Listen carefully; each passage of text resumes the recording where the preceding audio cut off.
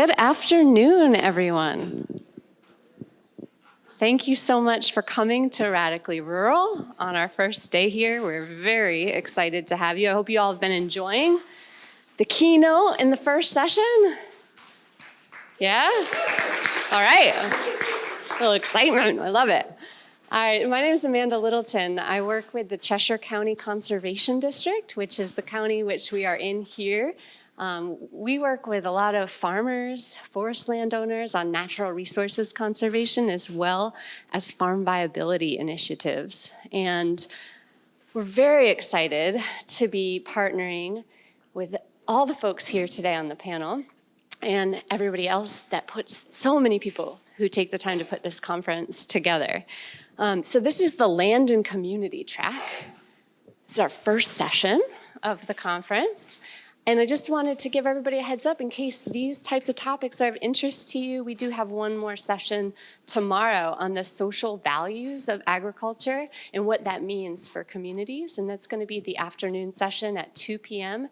And that's not going to be in this room. It's going to be at the Hannah Grimes Center for Entrepreneurship on Roxbury Street. So if anyone's interested in that or has any questions, I'm around. Feel free to ask. The Land and Community track that we do with Radically Rural feels so rural, right? Like, what is the one thing about rural places that they all have? It's like a land base, right? That's what they have. Is like, and what that land base offers and what that land base looks like varies dramatically. A lot of times people make that connection with recreation. A lot of times people make that sort of more of a spiritual connection to what they're connecting with with the land. Agriculture, the food that feeds us, is a big part of that. So many ways that we connect with the land and steward the land, and those are some of the topics that we're digging into today in this session, as well tomorrow. And tomorrow, with the social value of agriculture, we're really looking at is what else does agriculture mean for us beyond the food that is produced and the stewardship that it is for the land, on the social values of it. So I hope to see you at that one as well. Just a couple housekeeping items. There's refreshments over here. If anybody needs it, please help yourself. Around the corner, there's some bathrooms. If you need a bio break, feel free to head over right through those doors. There's a couple bathrooms there for you. There's these cards that are on the refreshment table. I don't know if anyone's told you these in your first session, but we're trying to get these collected and hear from people. And they're real simple. Basically, what's your name? What session did you go to? And how did this change your thinking or move you to action in your own community? So feel free to grab these if you get inspired and fill them out, and you can drop them right in that little basket with the red handkerchief on it. And I think these cards are important because that's what we're really focusing on throughout the Land and Community tracks. It's about what we can learn, getting inspiration from others, sharing resources, and then sort of imagining the implementation in your own community. So like, let's take these ideas and put them to work in our own communities. And so this is the start of it, but it's not the end of it. So we hope that you take these ideas that you hear today and bring them to your hometowns, home places. Just to get us started before I hand it off to the presenters for today and our moderator, Andy, who's going to set the stage, just a couple questions to feel like who is in the room. All right, so going to kind of do the raise your hand thing. So who in this room has a farm in your family? Wow, more people than I thought. That's exciting. More people than the the stats in this country when you look at it. All right, so who grows any food of their own? Any type of gardening containers? Wow, look at this. This is awesome. Who has connections with local farms, maybe through a farmer's market or a CSA share, going to a farm stand? Awesome. All right. Thank you for participating. All right, with that, I'm going to hand it over to Andy Pressman. He's with the National Center for Appropriate Technology. I'm also very pleased to call him my friend, and he is the chair of the Conservation District Board, and we're delighted to have him and his colleagues here today. So thank you, Andy. All right, thanks, Amanda. Recording session. All right, good afternoon. How's everyone doing today? All right. Well, I got a few more questions to follow up on Amanda, and thanks for the introduction. I guess my title is Vibe Setter for this session on the Agrarian Collaborative, and we're calling it the Whole Horse. If you're not familiar with that, you will be by the time you leave here today. So just by a show of hands, how many of you are from outside of the Monadnock region? Ooh, all right. And next question, how many of you are familiar with the book Small's Beautiful? Okay. And my favorite question, how many of you are familiar with Wendell Berry? All right, most folks. So just to sort of set the stage, this session came about, this is the 50th anniversary of Small's Beautiful, a book written by Dr. E.F. Schumacher, Fritz Schumacher. And the title, Small's Beautiful, Economics as if People Mattered. Pretty powerful. So in thinking about this year being the 50th anniversary, Mike and I here, we're thinking how can we celebrate it in terms of our work and what we do, which we're going to share with you here in a moment, and also sort of bringing in our sort of daily conversations together about the values of appropriate technology and agrarianism. And earlier this year, we got to go to the Berry Center and work with Dr. Leah Baines, and it sort of clicked right there of this is sort of the conversation we wanted to share, of sort of bringing these values together, and what better place to do that than at Radically Rural. So Mike and Dr. B are here from Kentucky, and I'm just super excited that you're here, and all of you, just knowing that there's so many of you from outside of the region, because this is my home. And just the opportunity to share that with you all is really special. So thank you for coming. And yeah, so we sort of jumped on the aspect and are here to sort of bring all of our work together and engage in a conversation. And yeah, so we want to focus on people. We want to talk about place and community and cooperation. And so this session, you're going to get to know your neighbors, and we have some fun things in store. And yeah, we're going to start off just looking at what we want to accomplish with this session. We're each going to share just a little bit about ourselves to sort of set the tone, and then we want to get into what is agrarianism and sort of define it. And then we're going to talk about the applications in relationship to cooperatives, and then look at a few models to share and some of that we have experience in. All right, so I'm just going to kick things off here. And as Amanda mentioned, both Mike and I work with the National Center for Appropriate Technology. Kind of a mouthful. We go by NCAT for short. And I do apologize, our sort of world is filled with acronyms. But anyone have any idea what an appropriate technology is or how to define it? Yeah. Technology that matches like what resources are available in the culture and the context and the scale.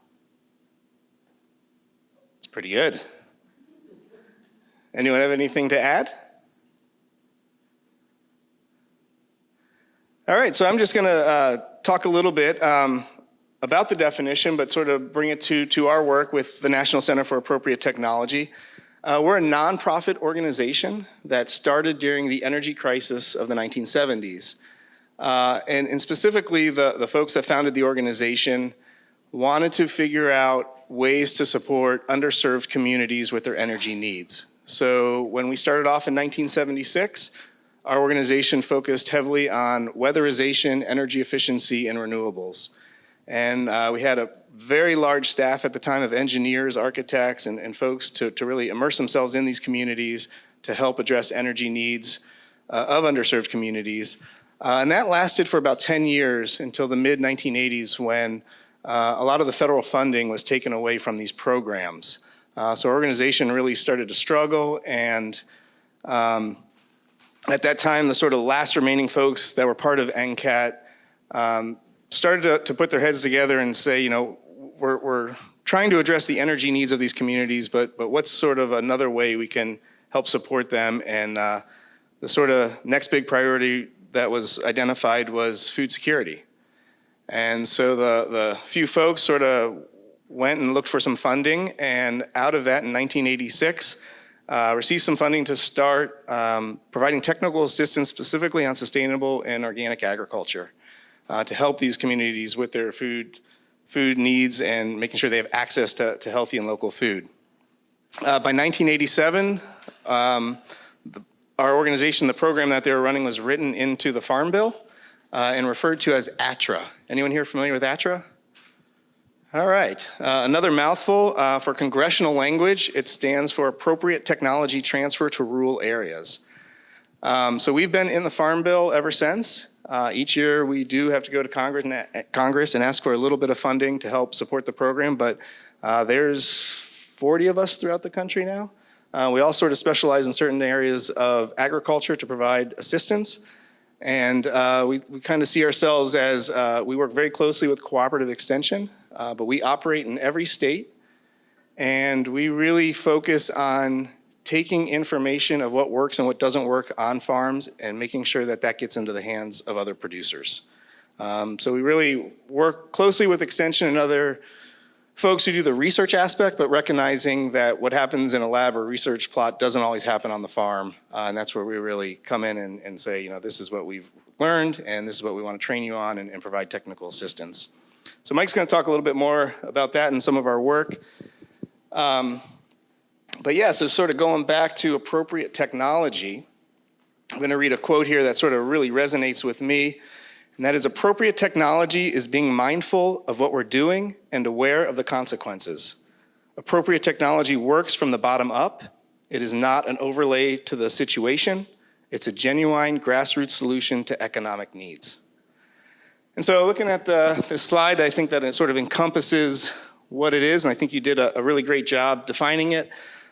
First and foremost, I think what really resonates with me is the decentralization. That within a decentralized system, there is support for diversity, there is innovation, there is resiliency, and all of this really builds democracy. So in looking at some of these points though, they fit the local conditions. They're very focused on local resources and also conservation of natural resources. They focus on being accessible to everyone in terms of cost. Mike and I are just getting back from Farm Aid, where we got to talk to hundreds of folks and sort of talk about appropriate technology, and I'm just getting my voice back. But we got that question a lot of you know, appropriate technology, you must be involved with AI or drones, which is part of it, but it's a lot more than that. That's sort of on the periphery of what we do. So we're really talking about human scale. And that, as I mentioned, don't dilute natural resources, but also create fulfilling jobs in a workforce. But I think it's also important to point out that the technologies that we want to support and are in favor of exist somewhere in the world, and that we want to take this traditional knowledge and make sure that we get the technologies to those who want to use them. And just to be clear that we're not talking about a regression in time, but a rediscovery and recognition of today's relevance.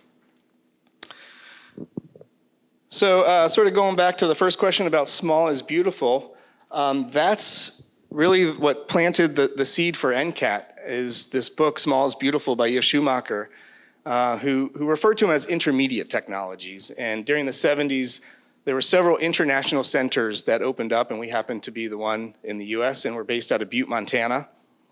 As I mentioned, though, we operate in every state, and I think staff-wise we're in 13 states, maybe close to 15 states. So I think what's important to point out about E.F. Schumacher is he was talking about this in terms of economics, but at a time in our country where we had a Secretary of Agriculture, Earl Butz. Does that name ring a bell to anyone? So Earl Butz was our Secretary of Agriculture from 1971 to 1976. He served under 2 administrations, under Nixon and Ford, and he is famous for saying, get big or get out. And so his policies really focused on, I would say, shifting policies that moved away from supporting, particularly financial support for small family farms, and shifting to more of an agribusiness and support for corporations. And so while our policies were changing in this country and emphasis was on getting big, here's E.F. Schumacher saying quite the opposite, that we really need to invest in our local economies and support these technologies. And then sort of going back to thinking of Farm Aid and some of the discussions we've had, we had a great discussion in terms of new and beginning farmers and how difficult it is to get into agriculture today, not only in terms of land access, but to buy a new tractor is $70,000, or if you want to get a combine, that's $200,000. So how do we remove these barriers is really a big topic and something we want to engage in.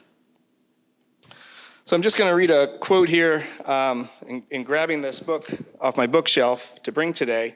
I opened it right up and there was a quote I just thought I'd read because I think it really builds on what we want to focus on today.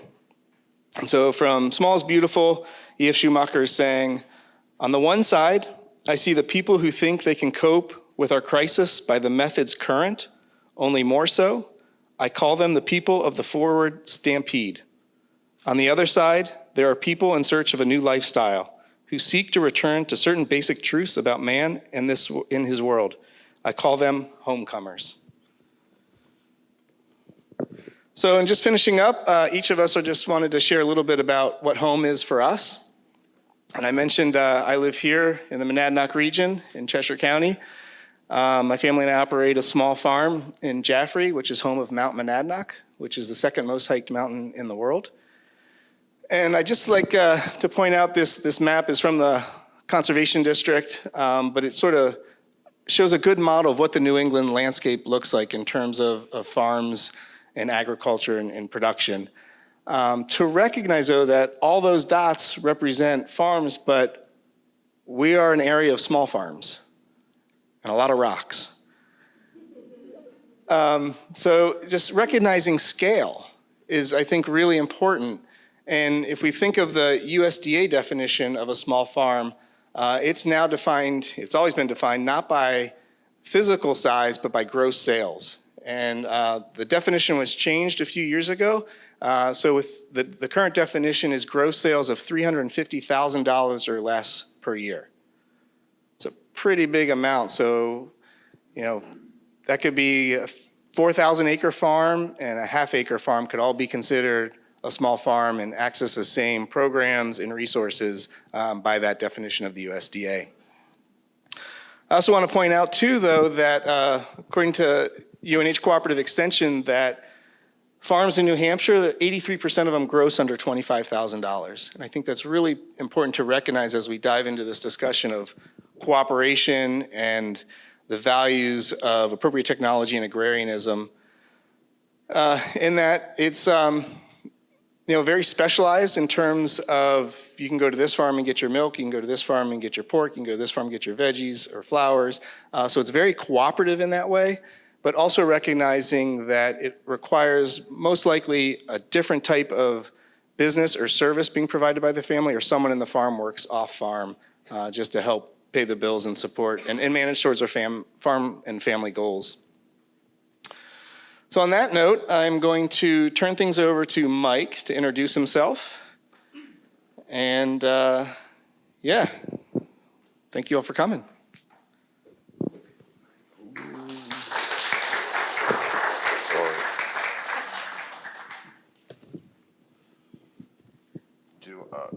Does this one work, or do I have to hold this? Oh, that's all right. I can do it. Hey, everybody. I'm so excited to be here. As Annie said, my name's Mike. Based on USDA standards, my family operates a molecular farm at the western foothills of the Appalachian Mountains, right up against the Daniel Boone National Forest.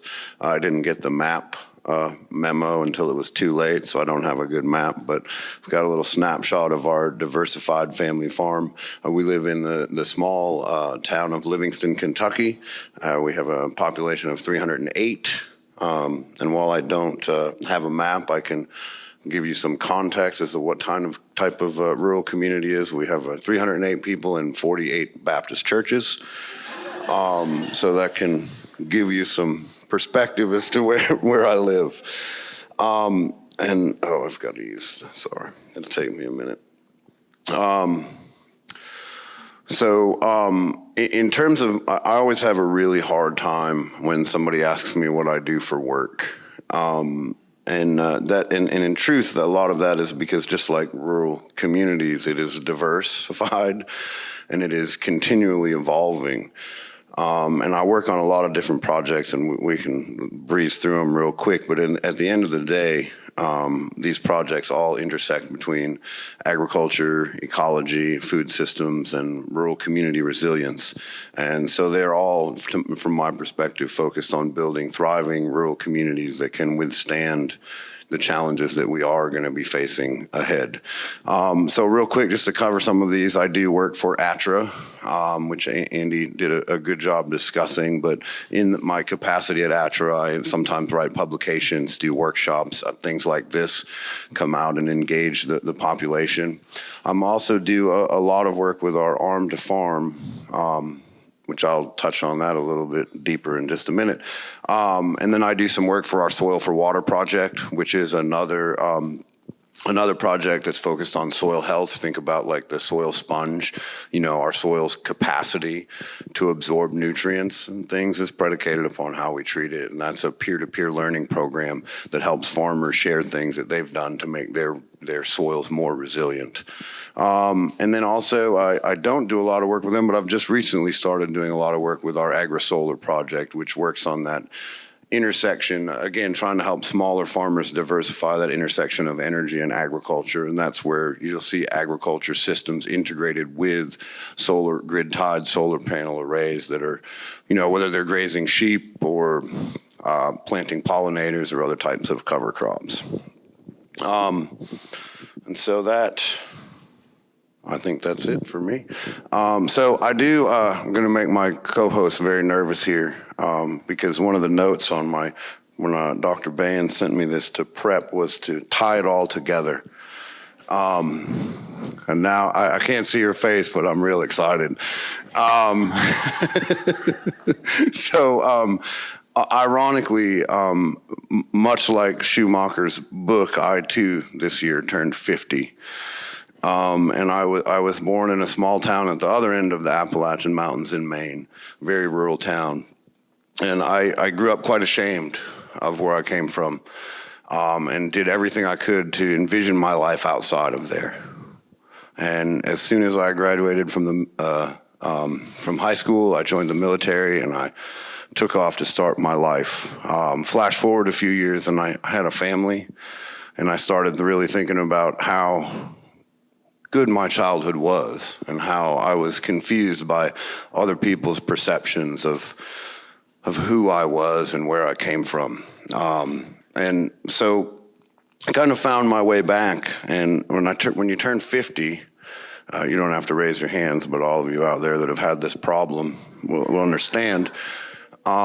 You start to think about yourself, and you start to think about what you've done, and have you made a difference, and have I made an impact? Did I leave this place better than I found it? Today I'm connecting the dots. I'm tremendously humbled and a little bit nervous, probably for the first time that I've ever stood in front of a crowd and presented, because I'm sharing the stage with two people that have made a huge impact on my life. And when I first started going back to the farm in maybe it was 2010, I got very active very quickly, because I coming from an urban city life and coming in and trying to sell your salad mix to a school, you're like, well, this is just stupid. If I just tell these people what's wrong, it's going to be fine. And so I got really jaded because I realized that there's these other things involved, like policy, grower contract, things like that didn't make any sense to me, not coming from this world. And so at that same time, just as I was actually, Andy can probably tell you, I was probably pretty angry at that point because of everything that I'd seen. And in about 2010 or 2011, by chance, fortune, divine intervention, whatever you prefer, I signed up for the first iteration of this Arm to Farm class. And I met Andy. And that was the first time that I ever saw somebody that I thought was making a difference and was telling the truth and sharing the real stories of what we face and not trying to get me a $500,000 farm loan that I had no hope of paying off. And right after that, I came home and I told my wife, I said, you know, I have this money from the military. I'm going to go back to college. And I enrolled in the Wendell Berry farming program with my VA benefits, where whether she liked it or not, Dr. Baines became my advisor and instructor. So I think that it's important to me to point this out, because we never know, I never know if I'm making a difference. And so in tying this all together, I would like to thank you both for making a difference. Andy, for making me think this work was easy and that I could do it. I don't know if I owe you a thank you for that or if you owe me a beer later, but we'll work that out. You know, Dr. Baines, I want to say that you helped me understand that I did not have the grasp on empathy that I thought I did.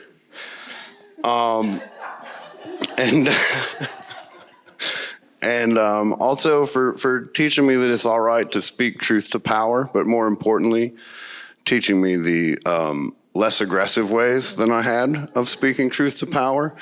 One of the, I don't think I've ever told you this, but one of the, and you kind of spun me a little bit yesterday in the Uber ride here, but I thought maybe I shouldn't say this, but one of the things that always comes to mind when I reflect on my time with Leah is a quote from this author named Dante. Have you heard of him?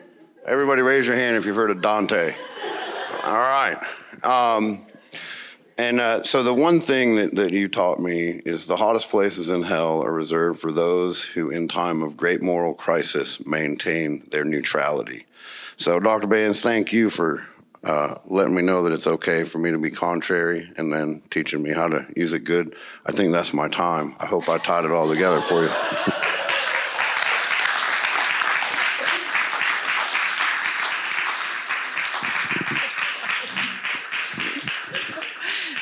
So I think I'm laughing and I'm crying, which I'm not sure is a perfect way to start out a talk, but we'll go with it.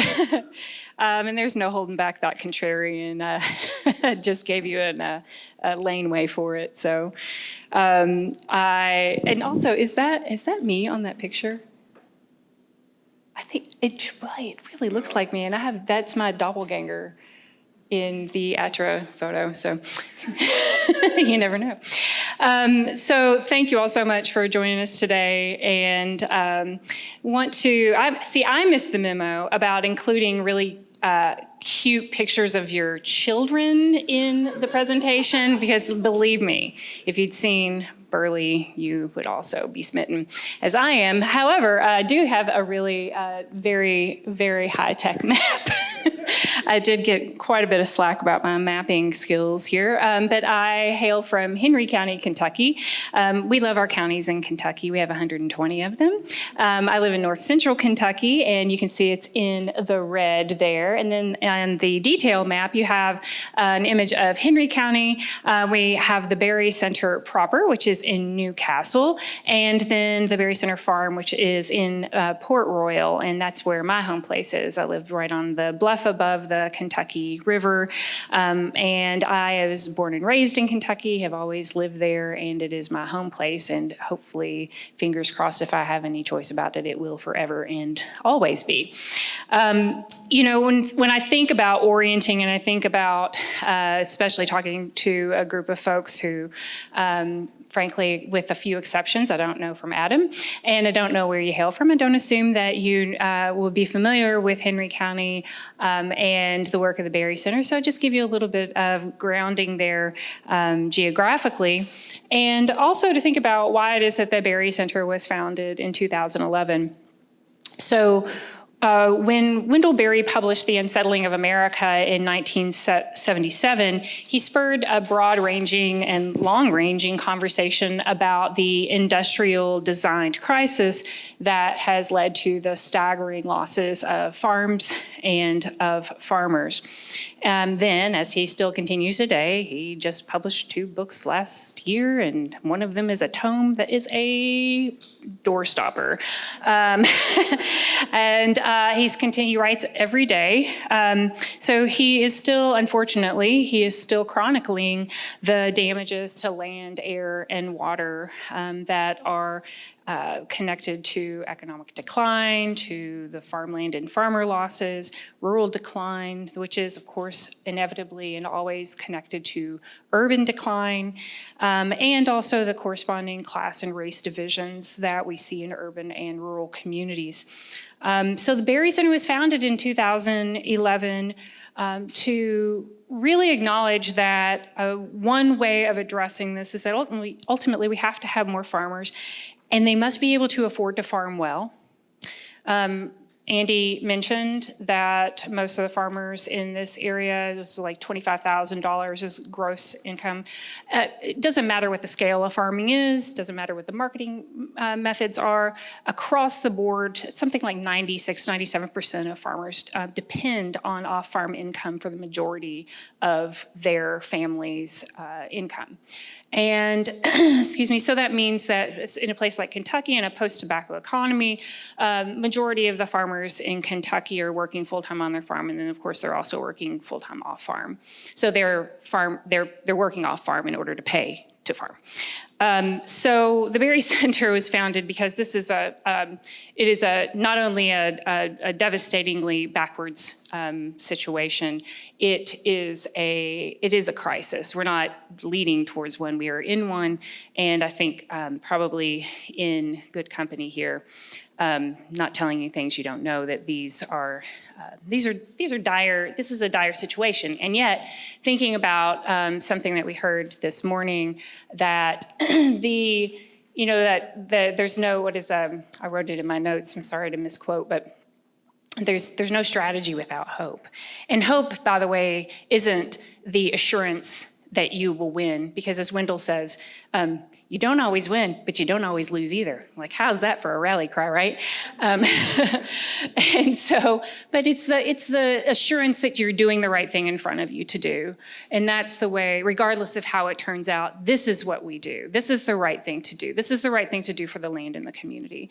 And so the mission of the Berry Center is to put Wendell Berry's writings to work, and also the litany of people who have influenced him, his teachers, including his family and his family and friends, and frankly the generations and centuries of writers and farmers who influenced him, putting that to work by advocating for farmers, land conserving communities, and healthy regional economies.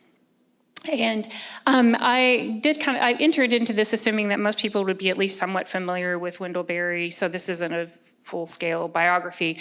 I didn't include that he was born in 1934, and if you ever come to the Berry Center, that's our secret code, 1934. Why am I admitting that? You're filming too.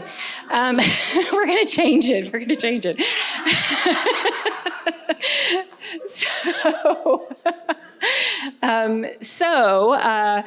I did though include a few members of the Berry family. I have John on the slide here, John Marshall Berry Sr., which is Wendell's father. He was a farmer, Kentucky lawyer. He was the principal author of the Burley Tobacco Growers Cooperative Association. He then served as the president of that co-op. John Berry Jr., which is Wendell's brother, another farmer, country lawyer. He also served in the Kentucky State Legislature. He was much beloved in that position, did some really, really important work, and then also, like his father before him, served as the president and administrator and champion of the co-op. Then Mary Berry, which is Wendell and Tanya's daughter. She also is a farmer and founder and executive director of the Berry Center, as I mentioned, that was founded in 2011. And the way that we approach our work is through four primary programs. I have them outlined here. the archive and the Tanya Amex Berry Agrarian Library, which collects and preserves works that offer really compelling insights into good farming and land use and the rich cultures of rural communities, especially over the last century. So we have John Berry Sr. and Jr.'s papers. We have a few of Wendell's papers there, but most of his papers are in the state archive. The Agrarian Culture Center and Bookstore is the birthplace of a rural reading program, which hands down has the coolest name for any book group I have ever heard. It's the Agrarian Literary League, so it's like the acronym is ALL. So ALL brings humanities programming to rural communities and really fostering a sense of the preservation of local histories through dialogue and storytelling, strengthening pride and stewardship of place. You know, Mike mentioned that predominating story that we hear from a lot of young folks and those who have, you know, grown up without really having a sense of pride in being from a rural community, because the dominating message that we receive is that what really counts is not necessarily in those places. So this Agrarian Culture Center, the work that Virginia, which is, we believe in nepotism at the Berry Center. Virginia, Wes Jackson says it's better, nepotism is better than nopotism.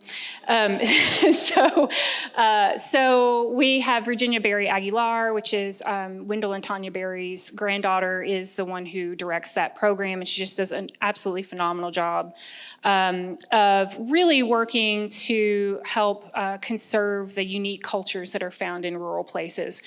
The third program, which I'm going to talk about with a little bit more detail here in a minute, is the Our Home Place Meat program. It is, the Berry Center established it in 2017 as a cooperative for small to mid-scale livestock farmers in order to sell grass-fed meat to regional markets. We met our farmers where they were in a post-tobacco economy. Throughout the state of Kentucky, there are diversified farms that were, part of the reason that we were able to have so many family-scale diversified farms is because there was the stabilizing effect of the tobacco economy. And I'll say this later, but I'll go ahead and just say it now. One of the ways that we talk about tobacco is that ultimately the ways in which tobacco has been marketed, the ways that it has been used in the modern era, it's indefensible. However, the program that was built around that product is something that's absolutely worthy of study and reinvigoration. And so what happened in that post-tobacco economy in Kentucky is that most of the farmers who were forced even more predominantly into off-farm jobs, they transitioned to cattle production. So we've got cattle production, which is a vestige of our perennial agriculture, some pretty good land management that's happening in that sector. So when we started to think about how to really grab a hold of what we had left of that cooperative culture, we said, you know what, let's meet farmers where they are, start where they are. And it has, thus far, it's been really gratifying to see the ways that this has been our kind of an inroad into conversations with a lot of folks who don't have the capacity, skill, or interest to engage in the kind of entrepreneurial direct marketing that we have at kind of one end of the spectrum, and yet are also not large enough and capitalized enough to engage in the kind of conventional marketing system. So these are farmers of the middle, and this is really a very, very a strong thread of what agriculture historically and currently is like in Kentucky. So we have a lot of cattle farmers. In fact, it's some of the largest cattle production east of the Mississippi River is happening in Kentucky. And so the Our Home Place Meat program is really starting to build a healthy food and farm model that can be adopted and adapted to communities throughout the country. So we're not necessarily promulgating cattle production. We're saying figure out what is the appropriate, talking about appropriate technology, appropriate production systems, what's appropriate for your place, and how can these principles and practices, how can those be applied in other systems? And then the last is actually my bailiwick, which is the Farm and Forest Institute.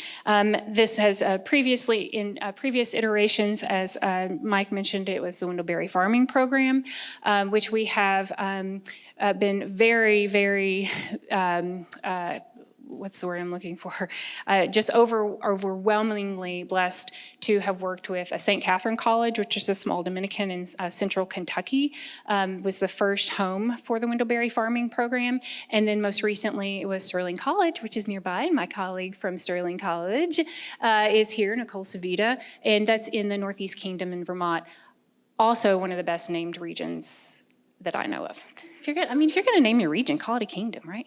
So the Northeast Kingdom of Vermont, we have had a partnership with them for the past 5 years. We're transitioning to a continuing and community education model that is now being offered as a kind of institute that allows us to really expand our range and our reach in working with more farmers, especially early career and experienced farmers. And so, since the Berry Center founded its educational arm in 2012, all the people involved with it, the faculty, the staff, the students, we've really worked tirelessly to understand and to take up our parts in stitching together the varied and the fascinating and the often very difficult pieces of what it takes to make the Berry Center's mission come to life. And so what we do is we offer training in place-based agrarian thought and practice.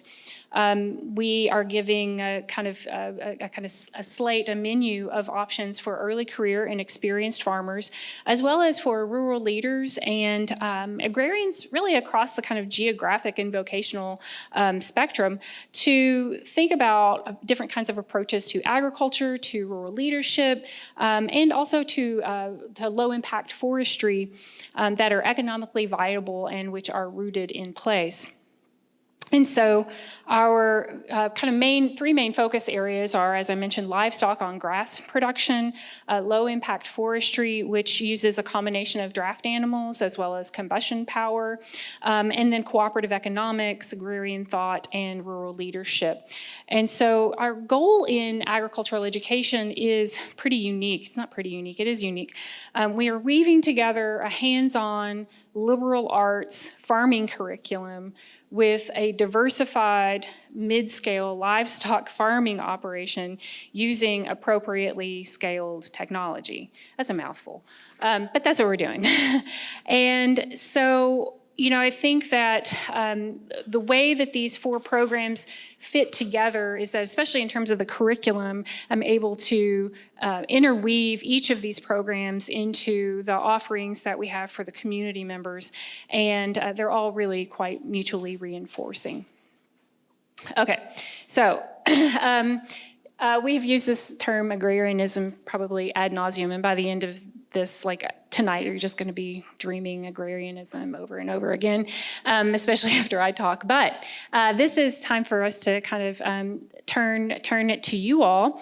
And also, as how many teachers are in the room? Oh yeah, so you know about a think, pair, share. You know what that is. So what I'd like for you all to do is to consider these questions, actually not just to consider them, if you would please, if you have a scrap of paper, whatever it is that you have to jot things down on, just jot down your responses to the following questions. And the way we'll do this is take about 5 minutes or so for you to do that. Then we'll pair up with some folks who are your neighbors, table neighbors or pew neighbors, however it works out for you, and talk a little bit about that, and then do a little bit of sharing out with a big group. So we started with the really easy one, which is, I'll just run through these and then you can have at it. So where do you live? How do you describe your community? Urban, rural, metro, suburban, something else. What's your vocation or your vocations? And I'm not just talking about your job, what's your life work? What's your work with this one life you have given to this world? Now, these all say number one. I'm really bad at math. So this is really, anybody who knows me knows this is correct. What or who do you think of when you hear the term agrarian? That's number one. The other number one, do you consider yourself an agrarian? Why or why not? And then lastly is anything that comes to your mind, any positive or negative connotations that you can think of that are sometimes associated with the term agrarian.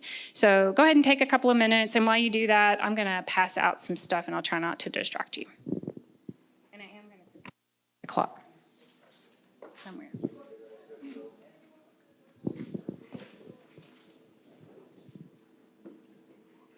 Yeah, let's pass those things. Amanda has them. No, I think Amanda's got them. yeah, she has them.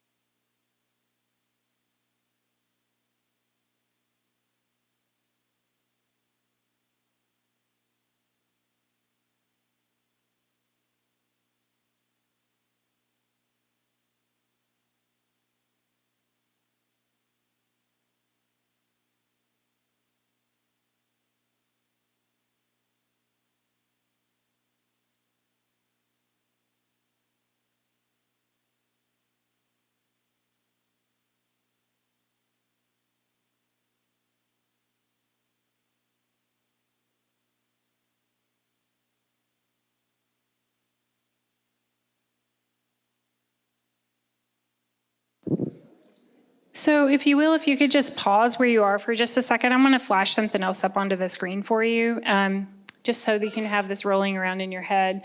I actually have two quotes here that I wanted to pull into the circle. And just to see, as I read through these, just to see if there's any way this influences in any way how it is that you're responding to any of these prompts. The first is actually from the abstract, so this won't be a big surprise, but in the essay, The Whole Horse by Wendell Berry, which is not the half a horse, it's the whole horse, and thinking about a kind of holistic view of health and of a kind of agrarianism and how it works. It's really hard to extract anything from Wendell's writing. So when I can find a little pithy phrase that doesn't really like bastardize the rest of what he's saying by taking it out of context, I usually held on to that. But this is just the hot spot. Like a hot spot for me is something that as soon as I think I see it, like, oh, that's it. That's the thing that helps me to remember all the other important things. It's in an essay or whatever the concept is. So this is a hotspot that just sticks with me and has done so from the first time I read it, that agrarianism is a way of thought based on land. So that's the first one.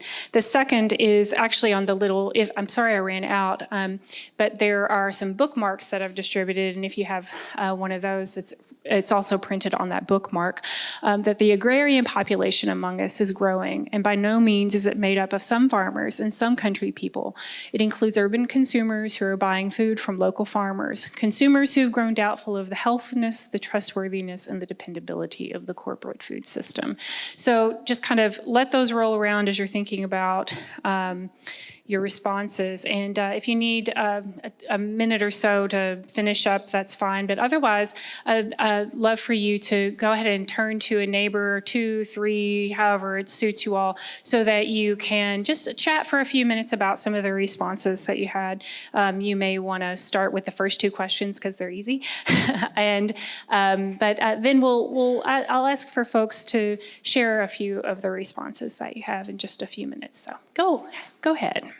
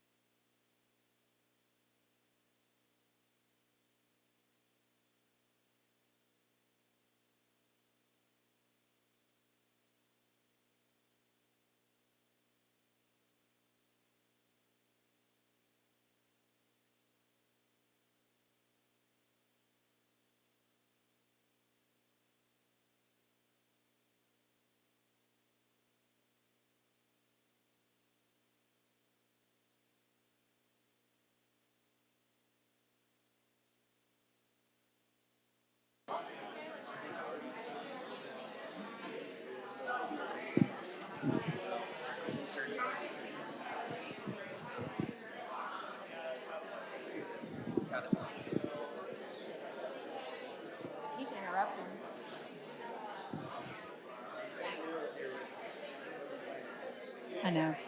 So I hate to interrupt you all. This is lively, but I want to hear from you, and I want the other groups to hear from. Well, I want the groups to hear from each other. So, does anybody have a strong conviction? There's something they're burning to just talk about. Yeah, you want to? Yeah, go for it. We'll do that. Yeah, we want some more minutes. Go for it. All right, go for it. Yeah. Okay.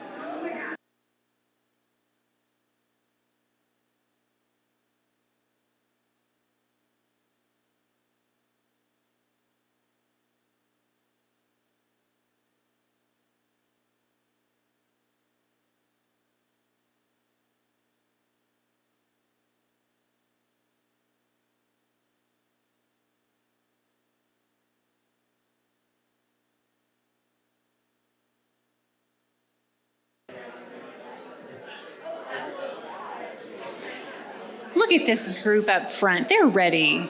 They are ready. They saw me sidle up. Nicole's group is the one that needs more time. That is a big shocker. This rarely happens in class. Oh, give us more time, please, please. So let's hear back. What any of these? Well, especially I think maybe the what do you think of when you hear the term agrarian?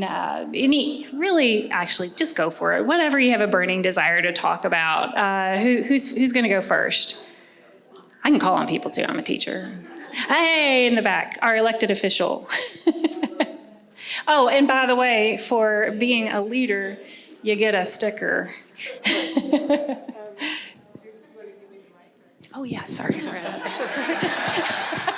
As an elected official, I need this. I have sort of a backward spin on the word agrarian because I think that I'm going to go way out on a limb. I sort of think the institution of marriage is outdated. And when I talk about the outdated institution of marriage, I say it dates back to our agrarian past. And you know, when you needed to be married, have a partner and a family to keep the farm going. So I don't always have a positive spin on agrarian. That's the sum total of what I wanted to say. And probably not the safest thing for an elected official to say. Thank you for taking that step forward and being a leader to say the thing that needs to be said. Appreciate that. Yeah. Others? Yeah, we got one right over here. See, I'm getting the hang of this quick. I'm a quick study. Got to take the mic with you and hand it off. Here you go. Thank you. Thank you. Yeah, we also talked about like way zoomed out how agrarian made us think about like when people stopped being so nomadic and like settled. And we were talking about how people live now in areas that were like really good for farming 300 years ago, and just how like agrarian, to me, I think of like kind of old school and like slow, which I think is positive, but some people I think are like boring. Thank you so much. I appreciate that. One right over here. Hi, thank you. I think of arthritis in my hands from feeding calves when I was a kid. I think of a deep relationship with the land. So your income, your lifestyle, just a deep relationship. Yeah, absolutely. Thank you so much. Anybody else? One more? People that ask for extra time have no input. Oh, yeah. Oh. All right. Okay, table two. Anybody else here want to step up? There might be a book. Oh, you get a book. Hold on. Maybe you get a book. This is from the Agrarian Literary League. You're now a member. Thank you. I think our theme was thinking about biography, and there's certain to be a slant here, a bias among all of us for why we are here, but our connection to the land personally and wishes for providing opportunity for that. And so the bent was much more positive connotation than negative, and thinking about perhaps a prior connotation, a historical connotation of agrarian, what can be the future connotation, and how are we all a part of that as change makers through biographical story, through our own relationships with the land, and letting that be the change maker and inviting others into opportunity for that. You earned that book, not only because that response was on point, but also because you provided me with a segue and you didn't know it, so there you go. Yeah, thank you all so much. It's really exciting to see people excited about talking about this particular topic, because my family and friends, I think they're burned out. So it's glad to have a little bit of fresh perspective on it. And just to say that yes to all, right? And the way that, let me flash forward here for a second. Right. So what I did is collected just a couple of snippets here that help us to think about this from a kind of Western canon perspective.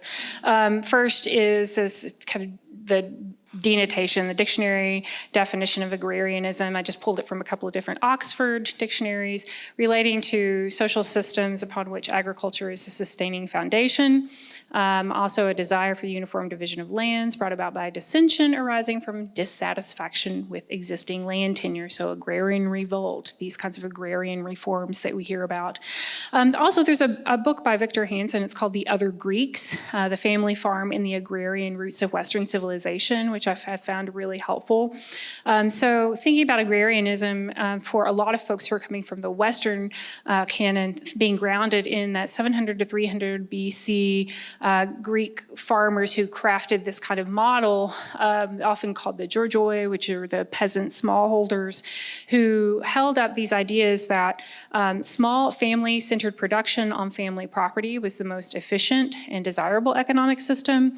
The second bullet there, the Farmer's Creed, of that equality could be successfully superimposed on the entire community, both urban and rural, following this kind of idealized version of the farmer and the farm family. And then the last one I point out here is that this idea that groups of like-minded people could band together in novel, self-sufficient communities to ensure their personal liberty and equality. So you see the ways in which a lot of these from the Western tradition of agrarianism, at least as it was practiced in a kind of in that Greek context, holds a lot of these kind of underpinnings of what we would call, I think, democratic ideals that are being kind of woven in. And there's lots of conjecture, like we don't have enough time to talk about exactly the ramifications of that, but at least to say, like, think about some of these roots. And I also included on the very far side there, just a snippet from Virgil, who's often associated with this kind of Greco ideal of agrarianism. This is from the Georgics. O farmers, more than happy if they've realized their blessings, for whom earth, unprompted, supreme in justice, pours out a rich livelihood from her soil, far from the clash of armies. So making that distinction, kind of in that swords to plowshares type sentiment, and making this distinction that this is a kind of the happiest reciprocity between the farmer and the earth as a really guiding sentiment there. And, when Wendell Berry recognizes in this kind of Western written tradition of agrarianism, as he puts it, a continually reoccurring affirmation of nature as the final judge, lawgiver, and pattern maker. He chases it in, for instance, writers like Virgil and Spencer and Shakespeare, Alexander Pope, Thomas Jefferson, and then up to some more of the contemporary writers and practitioners like J. Russell Smith, Liberty Hyde Bailey, Sir Albert Howard, Wes Jackson, those kinds of folks. So if you're interested in following that, Wendell has a really excellent essay called The Presence of Nature in the Natural World, which I can recommend to you. It traces that kind of literary lineage as he sees it. And as Mike can attest, in our classes in the Farm and Forest Institute in Agrarian Literature and Histories, we explore this concept from a variety of cultural traditions. In the works I just chose some of my favorites, actually, just a little smattering here, just to give a shout out. So Bessie Head might not be familiar to folks, but she was a Botswanan writer whose novel When Rain Clouds Gather is really fascinating in the ways that she champions a collective, cooperative agricultural endeavor that is really radical. It's ecologically sensitive, it's grounded in gender equality, and it's really based on communal reciprocity. And it's not a long novel, easy to read, and I highly recommend it.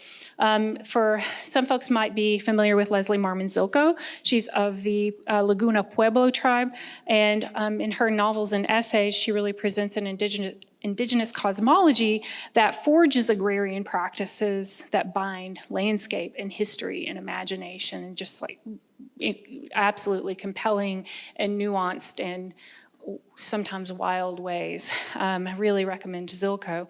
And then I think probably if there's folks in the room who are familiar with Fukuoka's work, The One Straw Revolution. He was a Japanese plant pathologist turned farmer. He had an epiphany when he was about 25 years old, in which he thought he saw, as he called it, true nature, which really pulled together the soil and the plants and the animals and the humans, and developed what has been called a natural farming, or actually sometimes a do-nothing farming approach to agriculture. And I think that this is giving this is my kind of quick and dirty overview here, obviously, but at least gives a suggestion that, like the responses in this room, there are many, many incarnations of agrarian thought.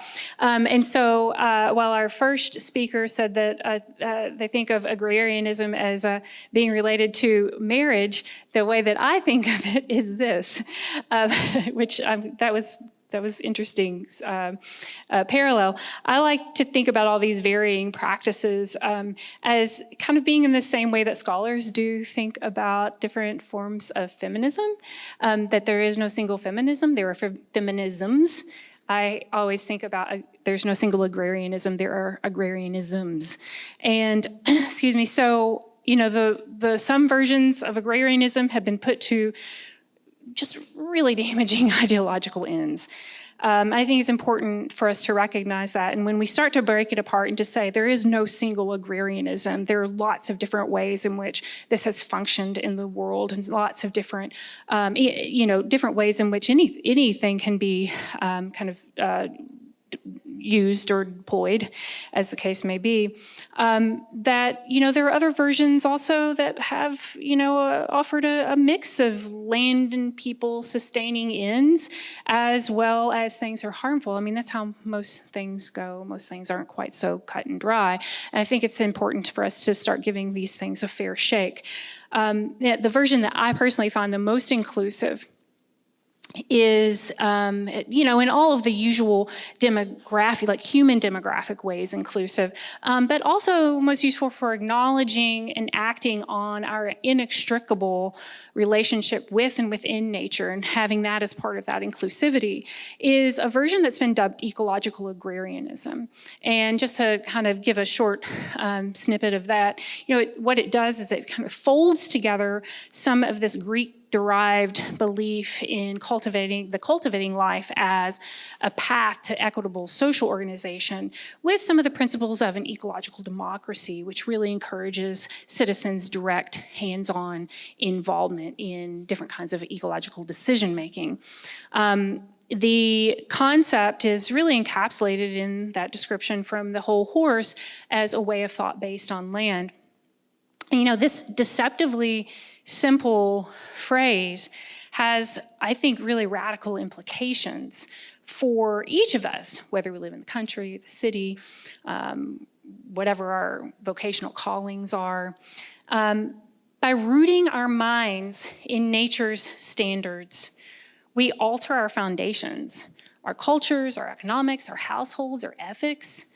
And in this light, agrarianism is not simply a concern for farmers and rural folks. We all have agrarian responsibilities. We all have agrarian membership, which also comes with benefits, right? And so, I thought of Mike, because one of our mutual kind of, I don't know if it's an academic crush or what it is. That's what I have with Norm. Yeah, oh yeah, sure. Norm Worspa is a theologian, and he's a friend of ours. And he has this great essay called Why Agrarianism Matters, Even to Urbanites. And he says, authentic agrarianism, which should not be confused with farming per se, represents the sustained attempt to live faithfully and responsibly in a world of limits and possibilities. It is not simply the concerns or prerogatives of a few remaining farmers, but is rather a comprehensive worldview that holds together a synoptic vision of the health of the land and culture. And so in one light, we might consider this worldview a theory of economy. And I'm thinking about economy in terms of the etymological roots of economy. So kind of invoking these Greek-derived words, oikos, house, and I'm going to mispronounce this, but I'm just going to go for it. Nemein, manage, and we come up with economia, which is household management. Adding in a little smidge of Latin, by the 15th century, we get the management of material resources. So the stewardship of home, the places in which we dwell and on which we depend, requires careful, generationally inflected study and experiences that story those places. And so Berry has, sorry, wrong way. Whoops,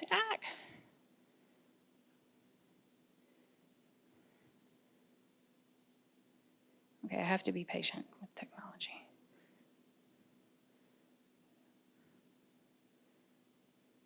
I somehow have missed it. I don't know. It'll show up somewhere. We'll have a surprise slide somewhere.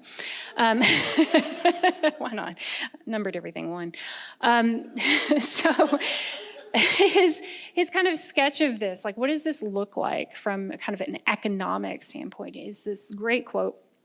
He says, this is in The Whole Horse, an agrarian economy rises up from the fields, woods, and streams, from the complex of soils, slopes, weathers, connections, influences, and exchanges that we mean when we speak, for example, of the local community or the local watershed. The agrarian mind is therefore not regional or national, let alone global, but local. It must know on intimate terms the local plants and animals and local soils. It must know local possibilities and impossibilities, opportunities and hazards.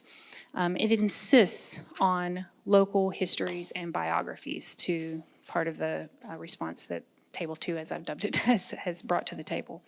So as we carry forward, and I'm going to pass the mic off to Mike, I really encourage you to consider in your own lives and your communities the impacts of an ecologically rooted agrarian perspective, and how it is that, for instance, how it is that you are already practicing this kind of way of thought based on land, where it is that you think you might fit into agrarian lineages. And if you don't know much about that, this is a good place to start learning about it.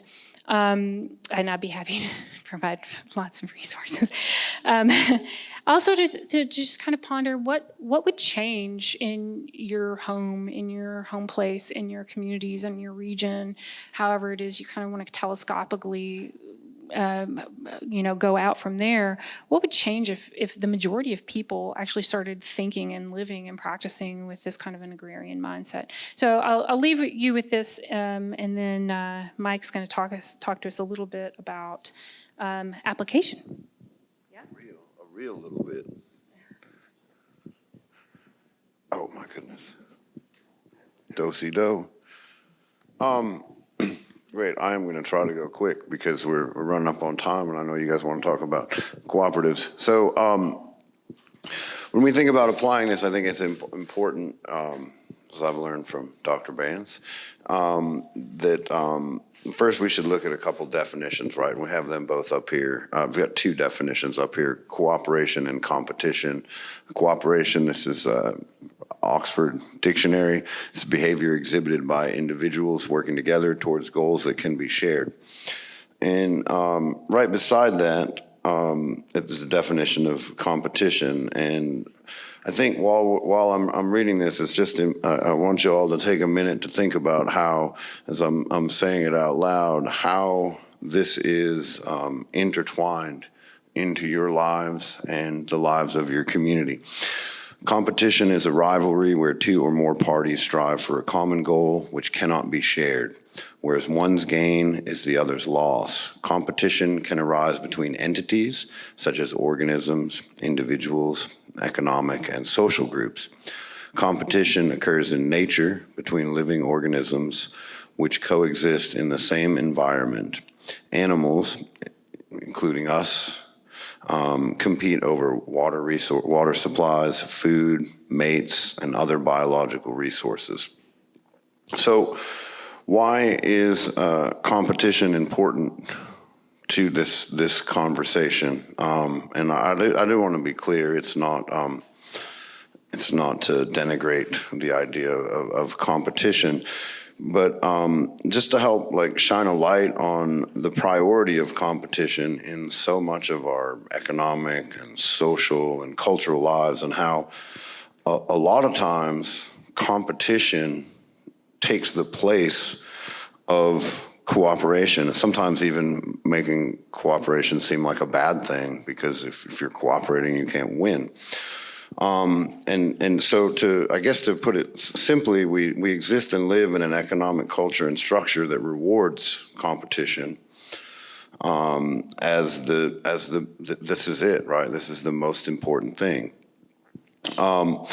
So I feel like bringing it up in this conversation helps us sort of understand that most of the time in our day-to-day lives. We switch back and forth between the two, and we don't even know it. Every day in our lives, we participate in cultural and social and natural and economic activities that are clearly grounded in one of those two mindsets, right? So if we think about it, we're either competing with each other or we're cooperating together. But it's not exclusively mutual, because if you think about like a football game, right? I mean, that's clearly a competition. But to be successful, it is, you have to have a firm grasp on the reality of cooperation, because you have to cooperate. It requires significant cooperation. And, we also see this in the natural sciences. Let's see, Dr. Baines gave me some great quotes for this, should help me prep. So it's generally accepted. It's common for us to think that nature, as Alfred Lloyd Tennyson put it, was the red in tooth and claw. And then also, Darwin's theory, right? Survival of the fittest. And those are exclusively competition. But as we're going to see here over the next couple days, and as we see in the studies of the natural science and economics, we see the essential role of cooperation highlighted in that. And so from this, we can conclude that while competition and struggle for existence are present and relevant to our everyday lives, they are not the one thing that makes us, they're not the thing that drives us to happiness, right? They're not the things that drive us to a pleasurable life. So in reality, all of this sort of, to me, and all the stuff we're going to see this weekend about the importance of rural communities and economies points to the fact that we are all going to be better off if we work together in cooperation. So I'm doing pretty good. So I want to take a look at a couple quotes. Again, thanks to Dr. Baines for teeing this up so well. The first here is one of Wendell's Sabbath poems. By vision of what human work can make, a harmony between forest and field, the world as it was given for love's sake, the world by love and loving works revealed. I'll speak only for myself, because I've found that when I do that, for others it doesn't work as well. But to me, this really speaks to my heart about the importance of using nature as a rule. Or a measurement in our decision-making processes, right? If the world was given to us as an act of love, to me that means we were created for the purpose of loving work, not the work of domination or exploitation. We have to strive to live and work in harmony, not just with our neighbors, but with the world that provides for us. And just to point out, I did say strive to live in harmony, but I believe that we've passed the point where it is not an option. We must learn to live in harmony with ourselves and within the confines of the natural world. The next two quotes from Wendell Berry's The Love of Land, I think really highlight that point of what I was trying to make just then. The farmer lives and works in the meeting place of nature and the human economy, the place where the need for conservation is most obvious and most urgent. Farmers either fit their farming to their farms, conform to the laws of nature, and keep the natural powers and services intact, or they do not. If they do not, then they increase the ecological deficit being charged to the future. Well, that one didn't come true, did it? And then the other quote I have is, I am a conservationist and a farmer, a wilderness advocate and an agrarian. I am in favor of the world's wildness, not only because I like it, but also because I think it necessary to the world's life and our own. For the same reason, I want to preserve the natural health and integrity of the world's economic landscapes, which is to say that I want the world's farmers, ranchers, and foresters to live in stable, locally adapted, resource-preserving communities, and I want them to thrive. So bringing these in, hopefully in the future, when you sort of reflect on this concept of like agrarian cooperative economics, my goal, I think all of our goal, but again, I don't want to speak for these folks, these fine folks, but to think about how our day-to-day activities, from a different lens, maybe from a more nuanced lens, right? A lens that relies on cooperation, resilience, and adaptability. A lens that works within the confines of and in partnership with nature. And also, by extension, in partnership with our community and our neighbors, and our economic systems. Whether we want to admit it or not, we are all connected to and dependent on the natural world. And in another Wendell Berry quote here, surprise, in his book, People, Land, and Community, Wendell reminds us that people are joined to the land by work. And I like to take that a step further. Don't tell him I'm correcting him or anything, but good work. I believe this, and that's why I'm here, and that's why I do the work that I do. And I hope my words, but I do want to point out, I hope that everything I've said and everything that we've said doesn't make it sound like this is an easy row to hoe. As Andy said, there's a lot of rocks in the soil around here. And personally, I find competition a heck of a lot easier than cooperation. It's pretty easy, right? You just show up, you fight, and you win, and that's it, right? Cooperation, on the other hand, is hard work. It takes a greater deal of patience, maturity, understanding, empathy, and capacity. A lot more capacity than competition. But rest assured, it's possible. It's a heck of a lot of fun when it works, and if you have a personality like mine, it's a lot of fun when it does work. When it doesn't work, sorry, forgive me. And I did notice Dr. Baines did a great job putting this together, and she threw a little quote in here that I had never seen or heard, and that was because it was written on a church bulletin in 1949 by John Berry Sr. But I'll close out with my, oh no, I went 8 minutes. A quote by John Berry Sr. "We agree to differ, we resolve to love, and we may cooperate to serve." And so, yeah, you got 5 now. Sorry. So, yeah, like Mike said, I mean, this is not kumbaya stuff. We've all had hard neighbors.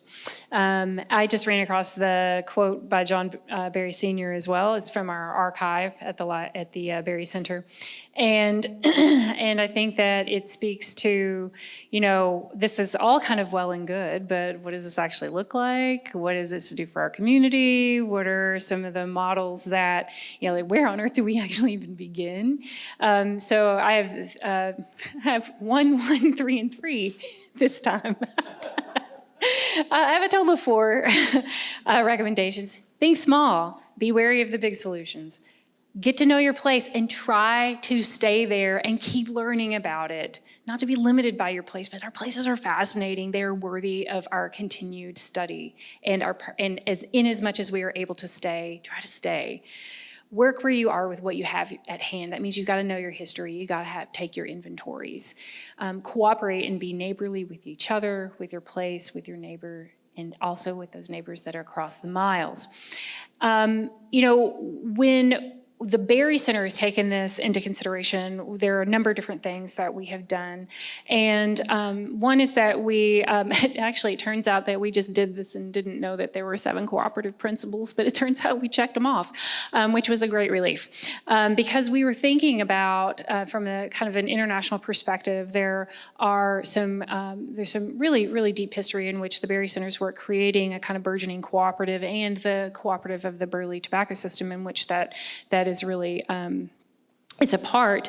And so you have these 7 principles: members, economic participation, democratic member control, education and training and information sharing, autonomy and independence, then also cooperation amongst cooperatives, voluntary and open membership, and of course the concern for community. And what we did is we combined that with the history in our place of the cooperative economic system, and it's more than an economic system, it was also a cultural system.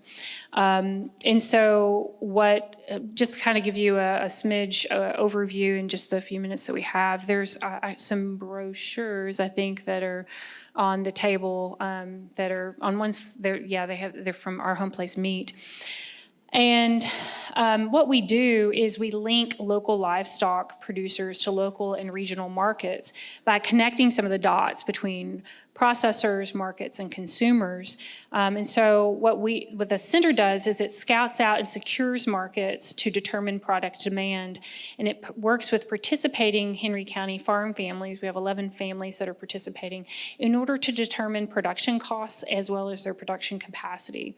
So that's essentially establishing a parity price. So once we know what the production costs are and we understand what the kind of market demand is, so that we don't have overproduction. So in exchange for this parity-based pricing, the farmers actually, they manage their pastures and their cattle according to some standards that really promote the health of the land as well as the livestock. So they're pasture-raised, ash-free, which is antibiotic, steroid, and hormone-free, and also feedlot-free. These standards, this is really, really key for us to be able to work with the farmers in our community, is that these standards did not force the farmers to provide major shifts in their modes and means for production, and they didn't have to make huge infrastructure and input investments. And so as I said, we're meeting those farmers where they are in terms of their means of production. So the way that this works just kind of in a practical way is that the farmers take the cattle directly to Henry County's trackside butcher shop, which is no more than a 20-minute drive for any of the farmers in our community who are participating in our program, and for some of them it's like a 5 or 10-minute drive. So of course this reduces animal stress not only on the livestock but also on the farmers and farm families. Then what happens is that the Berry Center's regional marketing and distribution firm, which is called What Chefs Want, they deliver those contracted sales to restaurants within what we call the Golden Triangle, which is Lexington, Louisville, and Cincinnati, and it's all within that area. We also have direct-to-consumer sales through our center at the Berry Center and through the butcher shop. And then through philanthropic partnerships, we've also been able to distribute to communities that have been directly and disproportionately affected by the COVID pandemic, especially in like West Louisville, as well as catastrophic climate events as happened with just historic flooding in East Kentucky and the Appalachian region, and tornadoes in West Kentucky. And so, we're pulling all this together in our program in a way that's really intended to help our farmers find that kind of stability in their agricultural,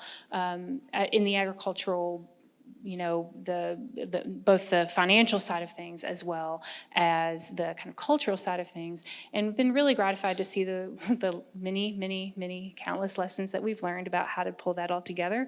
And I'll be happy to I'll be happy to talk ad nauseum about any of that after this session, because I see it's about time to wrap it up. So thank you all so much for your enthusiasm. Really, really appreciate it. You want to learn more, talk with us, or come to Kentucky. Come take some classes with us at the Farm and Forest Institute. Oh yeah, and then this is why we work together, is because other people remember things I don't. So thank you all so much for your time today. Appreciate it.